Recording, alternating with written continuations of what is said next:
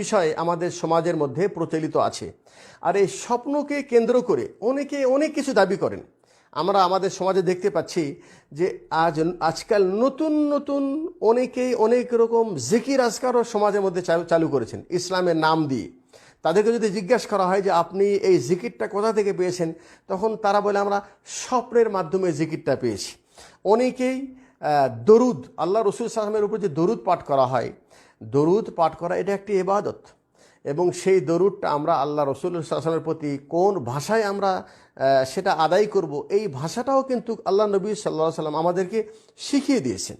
হ্যাঁ, তো আমরা হাদিস থেকে বর্ণিত ভাষাটা না নিয়ে আজকাল অনেক নতুন নতুন দরুদ বের হয়েছে, এবং তারা সেই দরুদের ফজিলত পর্যন্ত তাদের কিতাবের মধ্যে লিপিবদ্ধ করেছে, এবং তারা দাবি করেছেন, তাদেরকে যদি জিজ্ঞাসা করা হয় যে আপনি এই দরুদের ফজিলতটা কোথায় পেয়েছেন, তখন তারা দাবি করে বসে যে তারা স্বপ্নের মাধ্যমে দরুদটা পেয়েছেন। ঠিক তেমনি আমরা আরও কিছু মানুষদেরকে দেখতে পাই যে তারা এখন নতুন নতুন চিকিৎসার সিস্টেম তারা সমাজের মধ্যে চালু করেছে, যে এক একজন এক এক রকম নতুন নতুন পদ্ধতিতে তারা মানুষের রোগ আরোগ্যের চিকিৎসা করছে। তো তাদেরকে যখন মানুষরা, যে কিছু সচেতন মানুষরা যে যখন তাদেরকে জিজ্ঞাসা করেছে যে আপনি এই নতুন নিয়মটা চিকিৎসার জন্য কোথায় পেলেন, কারণ এই নিয়মের সাথে তো কোনো ডাক্তারি নিয়মের কোনো মিল পাওয়া যায় না, তখন তারা কিন্তু দাবি করছে যে আমরা এই স্বপ্নের মাধ্যমে আমরা পেয়েছি। তো স্বপ্ন এটা কিন্তু ইসলামের একটি গুরুত্বপূর্ণ অংশ, কিন্তু এই স্বপ্নটাকে আমরা কিন্তু অনেকেই ধর্মের রূপ দিয়ে আমরা এটাকে বিভিন্ন কাজে এটা আমরা হাতিয়ার হিসেবে ব্যবহার করছি। এই জন্য আমি মনে করছি আমাদের জনসাধারণের ক্ষেত্রে আমাদেরকে বিষয়টা একটু অনুধাবন করার জন্য, এবং স্বপ্ন কেন্দ্রিক বিষয়টা আমাদের কাছে যেন স্পষ্ট ধারণা থাকে। যে মনে রাখবেন, এই স্বপ্নটা যে একটু আগে যেটা জানলাম যে তিনটা কারণে হয়ে থাকে, যে এই স্বপ্ন কখনো কখনো নিজের কল্পনাও আসে, অথবা ভালো স্বপ্ন আল্লাহর পক্ষ থেকে আসে, খারাপ স্বপ্ন শয়তানের পক্ষ থেকে আসে। আচ্ছা, আর একটা যে মনে রাখবে সেটা হলেই যে নবীদের স্বপ্ন আর সাধারণ মানুষের স্বপ্নের মধ্যে পার্থক্য আছে। নবীগণ যে স্বপ্ন দেখেন, এই স্বপ্নটা 100% পুরোটাই হক, কারণ নবীদের কাছে শয়তান এসে কোনো খারাপ স্বপ্ন তাদেরকে দেখাতে পারে না। শয়তানরা কোনো খারাপ ওয়াসওয়াসা নবীদেরকে দিতে পারেন না। এই জন্য নবীরা স্বপ্নে যেটা দেখেন সেটা আল্লাহর পক্ষ থেকে ওহী। এই জন্য ইব্রাহিম আলাইহিস সালাম যে স্বপ্ন দেখেছিলেন, যে ইন্নী আযবাহুকা ফানজুর মাজা তারা, তার ছেলেকে বলছেন, হে আমার ছেলে, আমি তো স্বপ্নে দেখলাম যে আমি তোমাকে জবাই করছি। তো ইব্রাহিম আলাইহিস সালামের তার ছেলেকে স্বপ্ন দেখা, এটা কিন্তু আল্লাহর পক্ষ থেকে ওহী ছিল, এবং এই জন্য ইব্রাহিম আলাইহিস সালাম তার ছেলে এই স্বপ্নের মাধ্যমে আল্লাহর নির্দেশনা পেয়ে ওনার ছেলেকে তিনি কুরবানি করার জন্য প্রস্তুত হয়েছিলেন, এবং কুরবানি করার জন্য তিনি মিনার স্থানেও তিনি তার ছেলেকে নিয়ে গেছেন, এবং কুরবানি করার জন্য তিনি প্রস্তুতি গ্রহণ করেছিলেন, তাই নয় কি? আচ্ছা, দেখুন, সাধারণ মানুষ এই পার্থক্যটা না জানার কারণে তারা অনেকেই মনে করে যে কোনো ভালো স্বপ্ন দেখলেই তারা মনে করে যে আল্লাহর পক্ষ থেকে। এমনকি আমি এরকম একটা বক্তব্য শুনেছি যে একজন ব্যক্তি সে স্বপ্নে দেখেছে যে তার ছেলেকে কুরবানি করার জন্য আল্লাহ পাক বলছেন। এটা বাংলাদেশের জয়পুরহাট এলাকার ঘটনা। তখন ওই ব্যক্তি পরের দিন সকালে তার ছেলেকে জবাই করার জন্য প্রস্তুত হয়ে গেছে। তাকে লোকজন জিজ্ঞাসা করেছে, আপনি ছেলেকে জবাই করবেন মানে? তখন তিনি বলছেন, আমি স্বপ্নে দেখেছি আল্লাহ আমাকে ছেলেকে জবাই করতে বলছে। তার মানে হলো ওই ব্যক্তি জানে না যে নবীদের স্বপ্ন আর সাধারণ মানুষের স্বপ্নের মধ্যে পার্থক্য আছে। নবীর স্বপ্নটা পুরাটা আল্লাহর পক্ষ থেকে, সেখানে নির্দেশনা আসতে পারে, কোনো হুকুমও আসতে পারে, যেই হুকুম এবং শরীয়তের কোনো জ্ঞানও সেখানে আসতে পারে, হুকুম আহকামও আসতে পারে। তো ওহীর মাধ্যমে যেটা আসুক অথবা স্বপ্নের মাধ্যমে, নবীর মাধ্যমে যেটা আসবে, সেটা কিন্তু দিনের অংশ, সেটা নবীগণও মানবেন এবং আমাদের জন্য সেটা শরীয়ত। আর আমরা সাধারণ মানুষ যেটা আমরা স্বপ্নের মধ্যে দেখব, মনে রাখবেন, এটা যদি ভালো হয় তাহলে আমরা এটা নিজের জন্য সুসংবাদ মনে করব। এখানে গর্ব করার কিছু নেই, অহংকার করার কিছু নেই, এবং এটা আমরা যাকে ভালোবাসি তাকে বলবো। আল্লাহ রসুল কেন বলছেন যাকে ভালোবাসো তাকে শুধু বলার জন্য? যে কখনো কখনো ভালো স্বপ্ন সবাইকে যদি বলা হয়, তাহলে হয়তোবা সেই স্বপ্ন যদি আমার জীবনে বাস্তবায়ন হতে পারে মনে করে আমার প্রতি অনেকে হিংসা হাসাদও করতে পারে।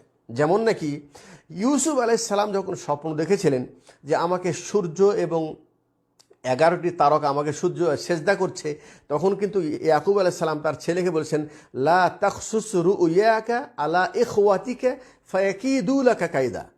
হে আমার বৎস, হে আমার ছেলে, তোমার এই স্বপ্নটা তোমার ভাইদেরকে বলবা না, তাহলে সে তোমার বিরুদ্ধে ষড়যন্ত্র করতে পারে। এই জন্য দেখুন, শরীয়তের মধ্যে আল্লাহ পাক সব কিছু মানে হেকমত আছে প্রত্যেকটা কথার মধ্যে। তিনি যে বলেছেন ভালো স্বপ্ন হলে সবার সাথে শেয়ার করো না, কারণ শেয়ার করলে হয়তো আমার জন্য কেউ ষড়যন্ত্র করতে পারে।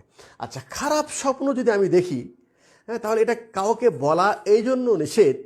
দেখুন, দুটা জিনিস, এটা কারো সাথে শেয়ার করাও নিষেধ, এবং আল্লাহ নবী সাল্লাল্লাহু আলাইহি সাল্লাম এটাও বলেছেন যে দেখো, তোমার কাছে কেউ যদি কোনো স্বপ্নের ব্যাখ্যা চাইতে আসে, তাহলে তোমরা সেই স্বপ্নের ব্যাখ্যা খারাপভাবে দেওয়ার চেষ্টা করবে না, কারণ যেই স্বপ্নের ব্যাখ্যা যেরকম দেওয়া হবে সেই স্বপ্ন কিন্তু বাস্তবে সেটাই কিন্তু রূপ নিতে পারে। তাহলে এটা দুটো জিনিস, একটা হলেই খারাপ স্বপ্ন কারোর সাথে শেয়ারও করা প্রয়োজন নেই, আর কাউকে ওই বিষয়ে জিজ্ঞাসা করারও প্রয়োজন নেই। আচ্ছা, ভালো আর খারাপ বলতে কি বুঝি? খারাপ বলতে কেউ যদি স্বপ্নে দেখে যে ওই ব্যক্তি মারা যাচ্ছে, অথবা ওই ব্যক্তিকে হত্যা করা হয়েছে, অথবা ওই ব্যক্তি অসুস্থ হয়ে পড়েছে, তাহলে মনে রাখবেন এটা কারোর সাথে শেয়ার করার প্রয়োজন নেই। মনে রাখবেন এটা শয়তানের পক্ষে আল্লাহকে আপনাকে ভয় দেখানো হয়েছে। আপনার যেটা করণীয় সেটা হলো এই যে আপনি এই স্বপ্ন থেকে বাঁচার জন্য আপনার কাঠটাকে পরিবর্তন করুন, 3 বার বাম দিকে থুতু ফেলান, আল্লাহর কাছে আশ্রয় চান এবং আল্লাহর কাছে দোয়া করুন, আয় আল্লাহ, আমি তোমার কাছে এই শয়তানের চক্রান্ত থেকে আশ্রয় চাচ্ছি। তাহলে আল্লাহ আমাদেরকে হেফাজত করবেন। এটা নিয়ে মানুষের কাছে যদি বলা বলি করি, জিজ্ঞাসা করি, আল্লাহ রাসূল সাল্লাল্লাহু আলাইহি ওয়াসাল্লাম বলেছেন যে তুমি যদি এটা কারোর সাথে শেয়ার করো, কারোর সাথে তুমি যদি এটা বলা বলি করো, তাহলে এটা তোমার সাথে বাস্তবে সেটা ঘটে যাবে। ঠিক আছে? এটা গুরুত্বপূর্ণ বিষয়। আমরা যদি খারাপ কিছু দেখি তাহলে এটা যেন কারোর সাথে শেয়ার না করি। আচ্ছা, ভালো স্বপ্ন বলতে আমরা কি বুঝাই? ভালো স্বপ্ন বলতে যে একজন ব্যক্তি হয়তো সে দেখতেছে মাশাআল্লাহ হজ করতে গেছে, ঠিক আছে, ভালো স্বপ্ন বলতে দেখা যাচ্ছে সে ব্যক্তি জান্নাতে চলে গেছে। ভালো স্বপ্ন বলতে দেখা যাচ্ছে সে ব্যক্তি মাশাআল্লাহ ধনী হয়ে গেছে, ঠিক আছে, এগুলি ভালো স্বপ্ন দেখতে পারে। তার ভালো স্বপ্ন দেখলে হ্যাঁ প্রশংসা করবো, হয়তো আলহামদুলিল্লাহ, আল্লাহ পাক আমাকে যেন এই ভালো জিনিসটা যেন দান করে। এখানে দুটা জিনিস বলবো, একটা হলো এই ভালো স্বপ্নর সাথে আমরা একটা জিনিস যোগ করি, যেটার অংশটাও শরীয়তের সাথে, সেটা হলেই যে আমরা অনেকেই কিন্তু দাবি করি যে স্বপ্নে আল্লাহ রাসূল সাল্লাল্লাহু আলাইহি ওয়াসাল্লাম আমরা দেখেছি। এটা একটা কিন্তু ভালো স্বপ্ন, কারণ আল্লাহ রাসূল সাল্লাল্লাহু আলাইহি ওয়াসাল্লাম বলেছেন, মান রাআনি ফিল ইয়াকজাতি ফিল মানামি ফাকাআন্নামা রাআনি ফিল ইয়াকদা।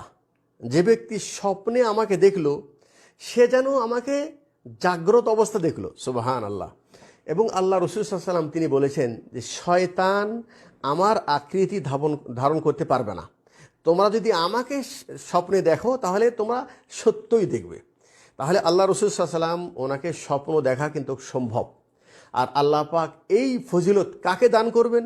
আল্লাহ একান্তভাবে যাকে পছন্দ করবেন, ভালোবাসবেন, আল্লাহ পাক তাকে এই মর্যাদা দিতে পারেন।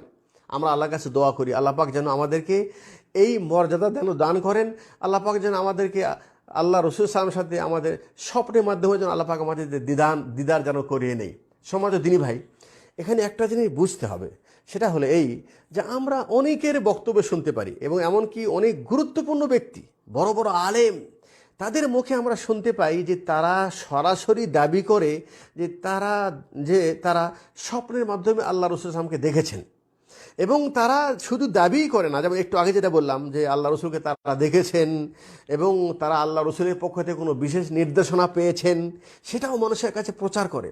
আমি এখানে আপনাদের দৃষ্টি আকর্ষণ করব, জিনিসটা আপনারা সাধারণ মানুষ হন অথবা আলেম হন, বিষয়টা একটু বোঝার চেষ্টা করুন। দেখুন, আল্লাহ রসুল সাল্লাম একটু আগে কি বললেন যে তুমি যদি কোনো ভালো স্বপ্ন দেখো তাহলে মনে করবে এটা আল্লাহর পক্ষ থেকে। তোমার কি উচিত? আল্লাহর শুকরিয়া আদায় করো, ঠিক আছে না? কিন্তু আমরা আল্লাহর শুকরিয়া আদায় করি বা না করি, কিন্তু এটা আমরা কিন্তু মানুষের সাথে গর্ব করে আমরা এটা প্রচার করি যে আমি আল্লাহ রসুলকে স্বপ্নে দেখেছি। আমি এখানে একটা জিনিস আপনাকে বলতে চাই, সেটা হলেই দেখুন, যারা আমরা আল্লাহ রসুলকে স্বপ্নে দেখি, দুটা বিষয়, একটা হলো আমরা যাকে জীবনে কোনোদিন দেখি নেই তাকে যদি স্বপ্নে দেখি, তাহলে যাকে স্বপ্নে দেখলাম উনি নাকি অন্য কেহ, আমি তাকে ওনার রূপে স্বপ্নে দেখলাম।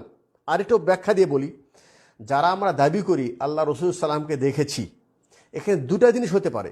হয়তোবা বাস্তবে আল্লাহ রসুল সাল্লামকে সে দেখেছে, আল্লাহ যেন এটা আমাদেরকে তৌফিক দান করে। বা আচ্ছা, এটা কি সম্ভব নয় যে আল্লাহ রসুল সাল্লাহ সাল্লামের আসল আকৃতি শয়তান ধারণ করতে পারবে না, কিন্তু শয়তান তো মানুষকে ধোঁকা দেওয়ার জন্য অন্য কোনো একটা আকৃতি ধারণ করে সে স্বপ্নের মাধ্যমে এসে তো আমাদেরকে বলতে পারে যে আমি আল্লাহ রসুল, এটা বলতে পারে। শয়তানের পক্ষ থেকে এটা ধোঁকা হতে পারে। যাই হোক, আমরা মনে করব আল্লাহর পক্ষ থেকেই। তাহলে এখানে যদি কেউ এই সৌভাগ্য যদি কেউ অর্জন করে, তাহলে ওই ব্যক্তি গর্ব করার কিছু নেই এবং এটা মানুষের কাছে প্রকাশ করার বিষয় না। আল্লাহ বলছেন, এটা তুই শুধু তাকে বলবা যাকে তুমি পছন্দ করো, এটা জনসম্মুখে বলার প্রয়োজন নেই। আচ্ছা, এটা একটা বিষয়। আর একটা বিষয় সেটা হলেই যে আমরা যে অনেকে এই স্বপ্নের মাধ্যমে অনেক কিছু পাওয়ার দাবি করছি, আমি এটা পেয়েছি, আমি এটা পেয়েছি, আমি এটা পেয়েছি। তাহলে আসলে শরীয়তের দৃষ্টিকোণ থেকে স্বপ্নের মাধ্যমে কেউ যদি কিছু পায়, তার উপর ভিত্তি করে শরীয়তের কোনো হুকুম আহকাম কি সাব্যস্ত হয়? এটা একটা প্রশ্ন। এটা একটা কি প্রশ্ন? একটা উদাহরণ দেই। একজন ব্যক্তি স্বপ্ন দেখেছে যে স্বপ্নে তার আব্বা, মৃত বাপ এসে বলছে যে বেটা, তুমি গরিবদেরকে কিছু খিচড়ি রান্না করে খাওয়াও। আমাদেরকে এরকম অনেকে প্রশ্ন করে, ঠিক আছে? ওনারা আবার জিজ্ঞাসা করেন যে শেখ, আমি তো স্বপ্ন দেখলাম আমার মৃত আব্বা আমাকে মিলাদ পড়তে বলেছে, আমাকে কোরআন খতম করতে বলেছে, গরিবদেরকে খিচড়ি খাওয়াতে বলছে, তাহলে আমরা কি করব? এটা একটা উদাহরণ দিলাম। এই ধরনের বহু স্বপ্ন আপনারা কিন্তু আমাদেরকে জিজ্ঞাসা করেন। এখানে আমি জনগণের স্বার্থে বলবো, জনগণের সঙ্গে বলবো, দেখুন, স্বপ্নের উপর ভিত্তি করে শরীয়তের কোনো হুকুম আহকাম সাব্যস্ত হয় না। অর্থাৎ স্বপ্নে আমি একটা জিনিস দেখেছি, সেটাতে আমাকে জীবনে বাস্তবায়ন করতে হবে এরকম কোনো হুকুম নাই। আল্লাহ পাক আমাদেরকে যে দিন দিয়েছেন, এই দিনটা হলো ওহী ভিত্তিক। আল্লাহ পাক ওহির মাধ্যমে আমাদের কাছে দিন প্রেরণ করেছেন এবং আল্লাহ রসুল সাল্লাল্লাহু আলাইহি ওয়াসাল্লামের জীবন দশায় আমাদেরকে আমাদের দিনটাকে পরিপূর্ণ করে দিয়েছেন। আল হালাল উবাইয়িনুন ওয়াল হারাম উবাইয়িনুন। আল্লাহ পাক আমাদের জন্য হালাল স্পষ্ট করে দিয়েছে, হারাম স্পষ্ট করে দিয়েছে, জায়েজ না জায়েজ, কোনটা ভালো কোনটা মন্দ। আল ইয়াউমা আকমালতু লাকুম। আল্লাহ রসুল সাল্লামের জীবনে আল্লাহ পাক দিনকে পরিপূর্ণ করে দিয়েছেন। বিধায় এই দিনের ভিতরে কোনো জিনিস সংযোজন করার যদি প্রয়োজন হয়, তাহলে এটা ওলামা একরাম সেই শরীয়তের আলোকে ওনারা ইজতিহাদ করবেন। কিন্তু এই স্বপ্ন কেন্দ্রিক কোনো জিনিস আমাদের মাঝে কেউ যদি প্রচার করে, প্রসার ঘটায়, তাহলে আমরা মনে করব যে এটার সাথে শরীয়তের কোনো সম্পর্ক নাই। এটা যেন আমাদের জনগণের সামনে স্পষ্ট হয়।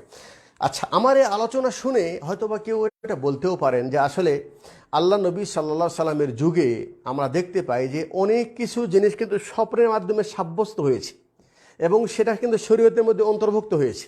যেমন নাকি যখন আমাদের প্রতি যখন সালাত যখন ফরজ হলো, তখন এই সালাতের জন্য মানুষদেরকে কিভাবে আহ্বান করব, কিভাবে ডাকবো, কি বলে ডাকবো, এই বিষয়ে আব্দুল্লাহ বিন যায়েদ রাদিয়াল্লাহু তাআলা আনহু এবং ওমরে ফারুক রাদিয়াল্লাহু তাআলা আনহু থেকে বর্ণিত হাদিস, তিনারা বলেন যে আল্লাহ নবী সাল্লাল্লাহু আলাইহি সাল্লাম একজন ব্যক্তিকে নির্দেশ দিলেন। আব্দুল্লাহ বিন যায়েদ বলছে, আমি ঘুমের মধ্যে দেখছি যে আল্লাহ নবী সাল্লাল্লাহু আলাইহি সাল্লাম একজনকে নির্দেশ দিলেন যে তুমি একটা ঢোল অথবা একটা ঘণ্টা নিয়ে ঘণ্টাটা বাজাও, আর সেই ঘণ্টা বাজানোর মাধ্যমে মানুষকে জানিয়ে দাও এখন সালাতের সময় হয়েছে। বলছেন, আমি আওয়াজ শুনে, আমি ঘুমের মধ্যে আমি দেখতে পেলাম যে আমাকে একজন এসে বলছে যে তুমি বলো আল্লাহু আকবার, আল্লাহু আকবার, আল্লাহু আকবার, আল্লাহু আকবার, আশহাদু আল্লা ইলাহা ইল্লাল্লাহ, আশহাদু আল্লা ইলাহা ইল্লাল্লাহ, আশহাদু আন্না মুহাম্মাদার রাসূলুল্লাহ, আশহাদু আন্না মুহাম্মাদার রাসূলুল্লাহ। অর্থাৎ যেটা আজান আছে, এই আজানের পরিপূর্ণ শব্দটি তিনি স্বপ্নের মাধ্যমে পেয়েছেন। তো যখন নাকি ওই ব্যক্তি ঘণ্টার মাধ্যমে যখন মানুষকে আহ্বান করেছে, তখন আব্দুল্লাহ বিন যায়েদ রাদিয়াল্লাহু তাআলা দৌড়ে এসে আল্লাহ রসুল সাল্লাল্লাহু আলাইহি ওয়াসাল্লামকে এই স্বপ্নের কথা বলছেন। তিনি বলছেন যে আমি স্বপ্নটা দেখেছি, আখবারতু বিমা রাআইতু, আমি স্বপ্নটা দেখলাম, এটা আল্লাহ রসুলকে আমি এসে বললাম। তখন আল্লাহ রসুল বলছেন, ইন্নাহা রুইয়া হাক্কুন ইনশাআল্লাহ। আল্লাহ রসুল বললেন যে তুমি যে স্বপ্নটা দেখেছো, স্বপ্নটা হক এবং সত্য। এবং তিনি কি করলেন, বলছেন ফাকুম মা বেলালিন, তুমি বেলালকে নির্দেশ দাও, এবং সে যেন মানুষদেরকে আজান দেয়। যখন বেলাল রাদিয়াল্লাহু তাআলা আনহুকে আজান দেওয়ার জন্য হুকুম দেওয়া হলো, সেই আজানের শব্দ শুনে ওমর রাদিয়াল্লাহু তাআলা দৌড়ে এসে বললেন, ইয়া রাসূলুল্লাহ, আমি তো এই হুবাহু আজানের শব্দটা আমিও স্বপ্নে দেখেছি। তাহলে কেউ বলতে পারেন যে আল্লাহ পাক তো স্বপ্নের মাধ্যমে আমাদেরকে আজান শিখিয়ে দিয়েছে, তাহলে আমাদেরকেও তো স্বপ্নের মাধ্যমে আল্লাহ পাক কোনো হুকুম আহকাম দিতে পারে। ঠিক তেমনই দেখুন, একটু আগে যেটা শুনলেন যে আল্লাহ পাক কখনো কখনো মোমিনদেরকে স্বপ্নের মাধ্যমে সুসংবাদ দেয়। আল্লাহ নবী সাল্লাল্লাহু আলাইহি সাল্লাম যখন নাকি হুদাইবিয়াতে ছিলেন, উনি ওমরা করতে আসতে চাচ্ছিলেন, বাধাগ্রস্ত হয়েছে, ওনাকে ওমরা করতে দেওয়া হলো না, উনি ওখান থেকে ফিরে গেলেন।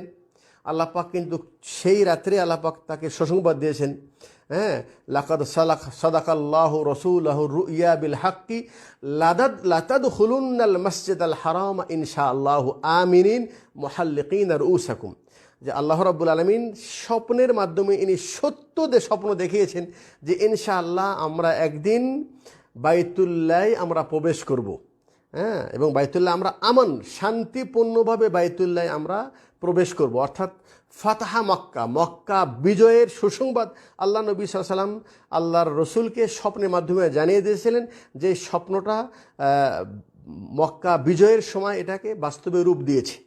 ঠিক আছে। এবং আল্লাহ নবী সাল্লাল্লাহু আলাইহি ওয়াসাল্লাম তার জীবনদশায় তিনি প্রায় দিনই সকালে সাহাবায়ে কেরামদেরকে জিজ্ঞেস করেছেন যে তোমরা কোনো স্বপ্ন দেখেছো কি না, এবং আল্লাহ রাসূল সাল্লাল্লাহু আলাইহি ওয়াসাল্লাম তিনি তার স্বপ্নের ব্যাখ্যা দিয়েছিলেন। একটা লম্বা হাদিস, যেটা আমি আজকে সময় সংক্ষিপ্তর কারণে ওটা বলবো না। তিনি জাহান্নামে যে লোকজনকে বিভিন্ন রকম শাস্তি দেওয়া হচ্ছে, এই শাস্তির ঘটনাও তিনি কিন্তু স্বপ্নের মাধ্যমে জানিয়েছেন।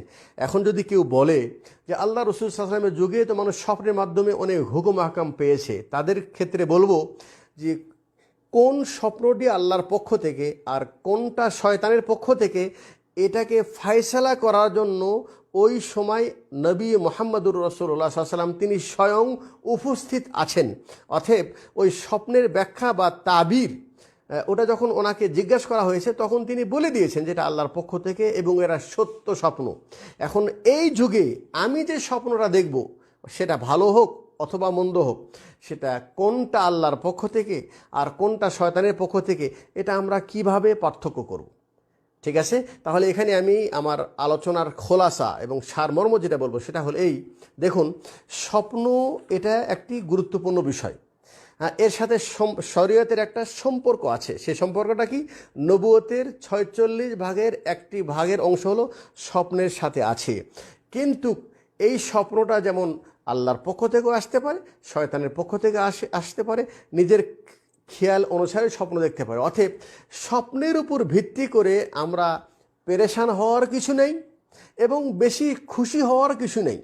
অতএব আমরা যদি স্বপ্নের মাধ্যমে ভালো কিছু দেখি, অথবা আমরা যদি স্বপ্নের মাধ্যমে নবী রাসূলুল্লাহ সাল্লাল্লাহু আলাইহি ওয়াসাল্লামকে যদি আমরা দেখতে পাই, তাহলে আমরা মানুষের সাথে গর্ব না করে যেটা করব সেটা হলেই আমরা আল্লাহকে বলবো, আয় আল্লাহ, আমি যে স্বপ্নের মাধ্যমে রাসূলুল্লাহ সাল্লাল্লাহু আলাইহি ওয়াসাল্লামকে আমি দিদার করলাম, আমি যে দেখতে পেলাম, আয় আল্লাহ, আমি জানি না এটা আল্লাহর পক্ষ থেকে নাকি শয়তানের পক্ষ থেকে। আয় আল্লাহ, যদি সত্যি আমি আমার নবী মুহাম্মদুর রাসূলুল্লাহ সাল্লাল্লাহু আলাইহি ওয়াসাল্লামকে স্বপ্নের মাধ্যমে দেখতে পেয়েছি, তাহলে আল্লাহ তুমি আমাকে এই ফজিলত দান করো। আর এটা যদি শয়তানের পক্ষ থেকে ওয়াসওয়াসা হয়, আয় আল্লাহ, আমি শয়তানের আশ্রয় যাচ্ছি। এখানে বিষয়টা কিন্তু শেষ। এখানে মানুষের সাথে শেয়ার করা কোনো প্রয়োজন নাই। তাহলে আমি এখানে জনগণকে দুটো জিনিস বললাম, একটা হলেই ভালো স্বপ্ন দেখলে কি করতে হবে এটা যেন আমরা স্মরণ রাখি, আর খারাপ স্বপ্ন দেখলে কি করতে হবে এটা যেন স্মরণ রাখি। আর স্বপ্নের উপর ভিত্তি করে আমরা সমাজের ভিতরে শরীয়তের কোনো হুকুম আহকাম না নিজে সাব্যস্ত করার চেষ্টা করব, আর কেউ যদি স্বপ্নভিত্তিক কোনো কথা আমাদের সামনে প্রচার করে, তাহলে এটাও আমরা দিনের রূপ না দিয়ে সেটা আমরা স্বপ্নের মনে করেই ওটাকে স্বপ্নের উপর রাখবো। এটা যেন আমরা ধর্মের ভিতরে না আসি। আল্লাহ পাক আমাদেরকে ধর্ম দিয়েছেন ওহী ভিত্তিক, এটা আল্লাহ রাসূল সাল্লাল্লাহু আলাইহি ওয়াসাল্লামের যুগে এটা পরিপূর্ণ হয়ে গেছে। আমার মনে হয় সময় শেষ হয়ে গেছে। আমি পরিশেষে আল্লাহর কাছে দোয়া করব, আল্লাহ পাক যেন আমাদেরকে শরীয়তের সঠিক জ্ঞান দান করেন। আর আলহামদুলিল্লাহ, আল্লাহ পাক আমাদেরকে যে দিন দিয়েছেন এটা একটি পরিপূর্ণ দিন। এই দিনের ভিতরে কোনো জিনিস আল্লাহ পাক গোপন রাখেন নাই, সবগুলো জিনিস স্পষ্টভাবে আমাদেরকে জানিয়ে দিয়েছেন। তো স্বপ্নের সংক্ষিপ্ত ব্যাখ্যা আমরা আজকে জানতে পারলাম। আল্লাহর কাছে দোয়া করি আল্লাহ পাক যেন আমাদেরকে দিনের ওটাকে স্বপ্নের উপর রাখবো এটা যেন আমরা সে ধর্মের ভিতরে না আসি। আল্লাহ পাক আমাদেরকে ধর্ম দিয়েছেন ওহী ভিত্তিক,